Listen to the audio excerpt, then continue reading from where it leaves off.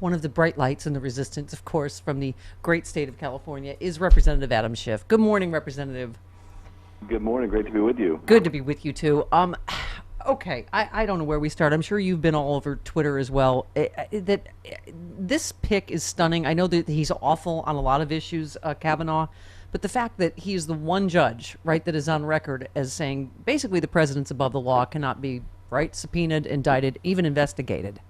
That can't be a coincidence, right, that that's his pick. You know, it's really hard to imagine it being a coincidence. This is a president who makes all his decisions based on one criteria: how do they affect him personally? Yeah. And so of all the candidates that had been on his list, this is one candidate who's written that a president should not be subject to prosecution, investigation, while they're the sitting president. Hard to believe that it wasn't a calculated decision, and I think it'll be incumbent on the senators when they conduct any kind of hearings, which should be put off until next year, to question him about those views, but also to find out whether this was raised in his vetting. Is this really part of the reason why he was picked? Yeah. Well, I mean, absolutely. Actually, Senator Booker raised this last night. I wanted to get your reaction.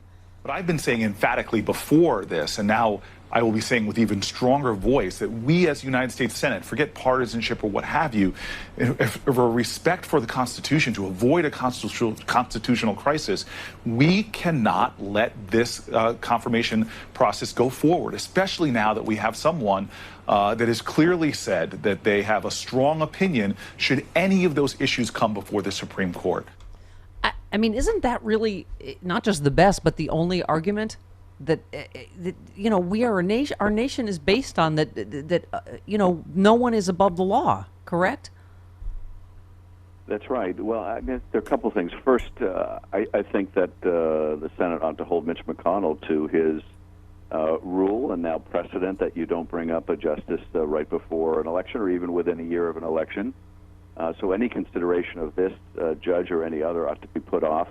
But when there is a confirmation hearing, should this nomination go forward, then yes, they need to question him about this in detail. Does he plan to recuse himself, and what would that mean in terms of the court that's left to adjudicate these issues? It's hard to see how, if he were to weigh in a question about whether the president could be subpoenaed, or whether the president could be forced to be interviewed, whether the president could be indicted, any of these questions, it's difficult to see how the Supreme Court would have any credibility whatsoever if he played a role in that decision. It would be worse than Bush v. Gore.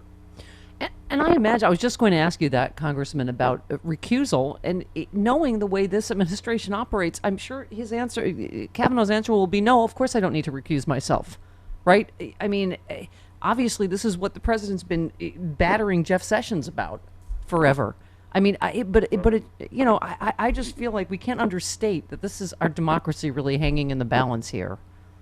No, I think you're right. I mean, I don't think he should be confirmed under any circumstance.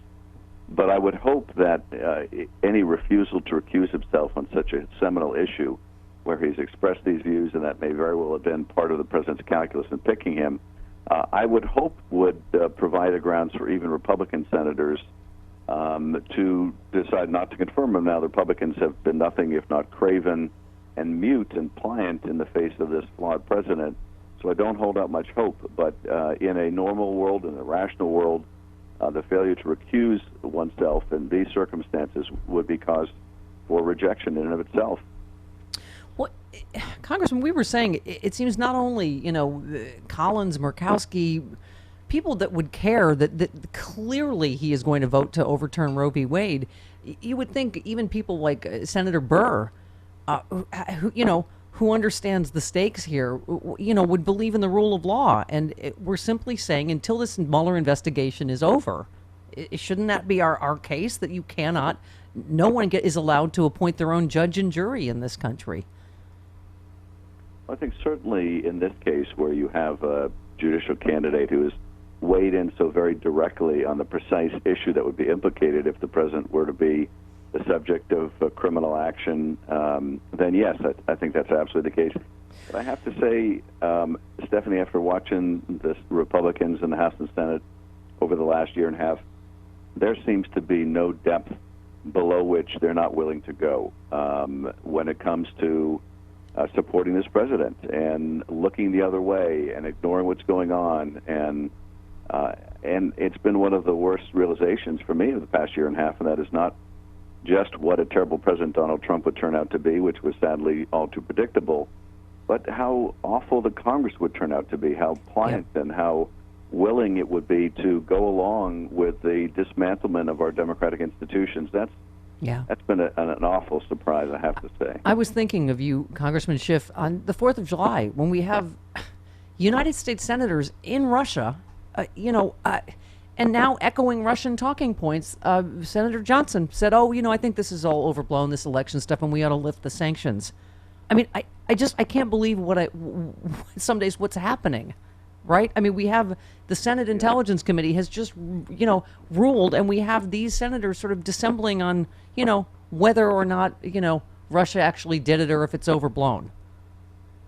Well, it does show, just what a calcified and brittle party the GOP had become, that it really doesn't stand for anything anymore. It doesn't stand for a strong defense. It's willing to basically placate autocrats like Putin. It's willing to look the other way when the president claims that the nuclear problem in North Korea is already solved. It certainly has no position anymore on trade. It has no position on decency or profanity or any of those things. It's a shell that was broken by Donald Trump, and there's nothing left. And you see that in the sycophantic members of the Senate and House going to Russia or mouthing Putin's talking points or supporting the president's claims of an agreement where there is none with North Korea. Have you, Congressman, read John Chait's piece in New York Magazine everybody's talking about? I haven't. Well, between that and Malcolm Nance's new book, The Plot to Destroy Democracy, I think that it is hard to overstate not just the importance of the midterms and the fragileness it looks of our American experiment here, but it just is. I think what you're saying is, as you know, we've talked about my dad and Goldwater's party, but I mean the fact that what we could really be talking about is the party of Reagan helping a former KGB officer install a United States president. I mean, we're not engaging in hyperbole here, right? No, we're not. Sadly, I mean, people have likened it to be the Siberian candidate instead of the Manchurian candidate. Uh-huh. It was a close election, and obviously the Russian influence in social media, but as well in the hacking and dumping operation, was significant. And there's no better proof than the significance of what the Russians did than Donald Trump, who on the campaign trail more than 150 times kept touting the Russian stolen documents that were being published on WikiLeaks. So he certainly felt what the Russians had done was being very influential in his campaign, and certainly seems to be repaying the favor every day, talking about doing away with the sanctions over Russia's invasion of its neighbor, referring to that as something that happened a long time ago. That was something that happened 4 years ago. Russia remade the map of Europe using military force, and our president seems blithely willing to forget that. It's really just breathtaking. Congressman, let me talk to you about something that my listeners and I are certainly very concerned about, and I'm sure you are, in that we've obviously heard nothing from the White House. They've done nothing to protect the midterms, right? I mean, Russia is obviously, we've just read the story yesterday, Russian bots are behind this hashtag walk away, meaning walk away from the Democratic Party, and all of these fake stories about Democrats leaving the same kind of stuff they tried to do in 2016. But are you concerned? I know we have no head of cybersecurity. They've done absolutely nothing. Are you concerned, and what can we do about if they have gotten more sophisticated about, hacking into, whether it's voter rolls or voting machines? Are you concerned, and what can we do about it? I am concerned about it, and we have done some things, but really not nearly enough. Certainly our Secretary of States around the country have been taking steps, but they're limited in what they can do. This really ought to be a whole-of-government effort where the president asks each of the cabinet members Secretary of Defense, what are you doing to establish a deterrent? And Director of the CIA, what are you learning about Russian plans and intentions? And Department of Homeland Security Secretary, what interactions are you having with the states to test their cyber defenses? And how are you all talking with each other and coordinating? But none of that is happening because for those cabinet secretaries to raise it, the president would consider essentially a threat to his legitimacy. And so there's none of that whole government approach, and there's no deterrent to the Russians. The Russians have to presume that if they intervene on behalf of Republican House candidates, which is what they did in the last election, it was certainly not the subject of as much attention because all the attention went to the top of the ticket, but they have to imagine if they did that again, if they do that again, as long as it's on the side of Donald Trump, they're not going to get a single complaint from our president. The president will simply say, well, Putin denies it. He denies getting involved in the House races, and Democrats are just mad because they got involved or they didn't get involved and certain races didn't go the way Democrats wanted. You can just imagine the president shilling once again for Putin. Right. I mean, and the fact that he's meeting with him with no one else in the room, certainly, I mean, it does not get more suspicious than what's happening. I guess, Congressman, what I'm saying is I certainly don't want to depress the vote. In fact, I want the opposite. I want us to realize that we have to turn out in record numbers. We have to check our registration. We have to make sure we have the right ID. Because that's what I don't want to happen is people to go, oh my God, they're going to hack it. It doesn't matter, right? Because that's the other thing they're probably hoping for. This is, I think, really how we need to react to all this. We need to be more determined than ever in the face of Russian propaganda to turn out and vote, and any foreign intervention, frankly, ought to be a liability on the side of whoever they're intervening for.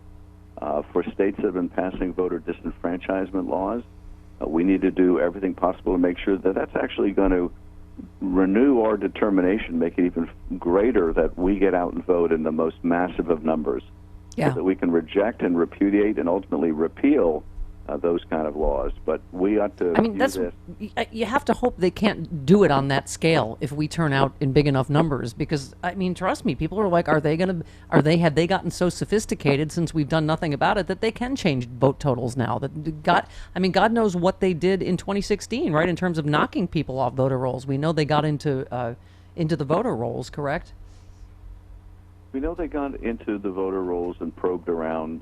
We did not see either an effort on affecting the tallying of the votes or destruction of voter databases. But of course, whatever limits they put and self-imposed in the last election, they may or may not live with this time.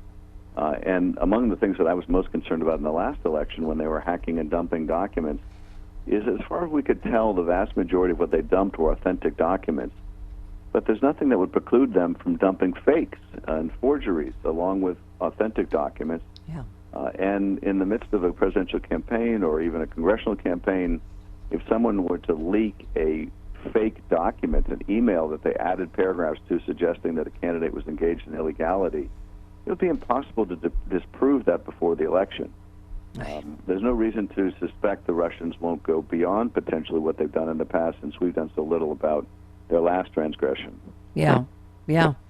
Well, I mean, we just got to turn out in numbers we haven't seen before, and we got to stay united, which is why I keep bringing up this, Alexandria Ocasio-Cortez. Is that the main thing I love is that she wasn't taking the bait on, bashing Democrats, and saying, oh yes, there's a split between the Bernie and Hillary factions. I mean, she said, I'm a proud Democrat, and you know what, we're going to have certain candidates in certain districts that people, quantify in one way, and in other districts they quantify another way. And the main thing is to stay united, right?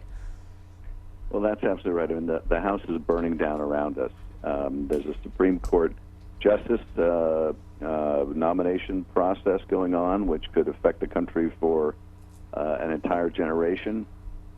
We got rid of one EPA chief, and we may get one just as bad to replace him, the former lobbyist for the coal industry. Across every part of our government and our country, we see things that disturb us greatly. This 91-year-old man beaten with a brick on the basis of his ethnic origin.